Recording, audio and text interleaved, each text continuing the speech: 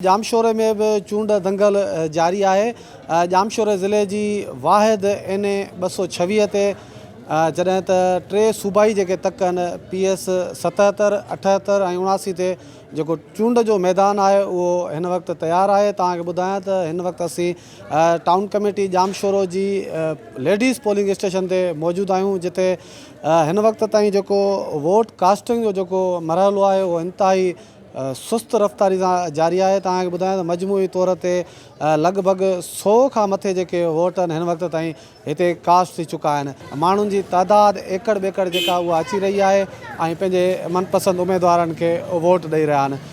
मजमूई तौर ते अगरि ॻाल्हि कयूं त समूरे ज़िले में 459 पोलिंग स्टेशनूं क़ाइमु कयूं आहिनि, जिन में 240 हसास करार ॾिनियूं आहिनि, जिन में 102 जेके आहिनि उहे इंतहाई हसास पोलिंगूं शामिल आहिनि।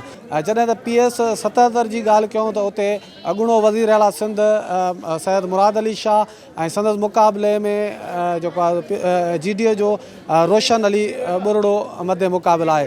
त हिन वक़्तु जेकी जामशोरो टाउन जी सूरत हाल आहे उहा इहा आहे त जेको वोटरनि जो जेको तइदाद आहे उहो तमामु घटि ॾिसण वटां मिले पियो ऐं हिते जेको टर्नआउट आहे उहो बि तमामु घटि पियो आहे। जंहिं करे लेडीज़ पोलिंग स्टेशन हुजनि या जेंट्स जेके पोलिंग स्टेशन हुजनि उते जेको वोटरनि जो तइदाद आहे उहो तमामु घटि नज़र अचे पियो। तव्हांखे ॿुधायां त SSP जामशोरो मोहम्मद तारिक नवाज़ जी निगरानी में 10 DSPs ते मुश्तमिल 3500 पुलिस एहलकार ड्यूटियूं सरअंजाम ॾेई रहिया आहिनि। गॾोगॾु जेके हसास ऐं इंतहाई हसास पोलिंग स्टेशनूं आहिनि उते CCTV कैमराऊं पिणु नस्ब कयूं आहिनि, जिन ज़रिए हिन सॼे जेके वोटिंग वारे अमल जी निगरानी कई पई वञे। कैमरामैन नवीद चांडू सां गॾु फहद जामरी, सिंध TV न्यूज़ जामशोरो।